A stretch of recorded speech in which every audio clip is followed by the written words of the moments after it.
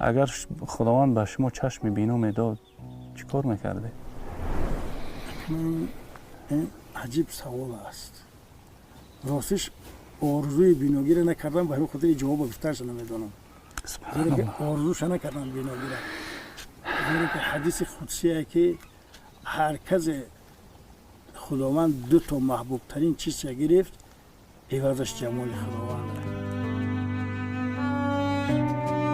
هر کس خداوند دو تا محبوب ترین چیز گرفت، عوضش جمال خداوند.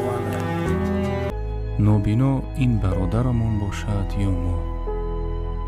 شاید شما هم در فکر زده باشید چی سود از چشمهای بینا وقتی که قلب کور است؟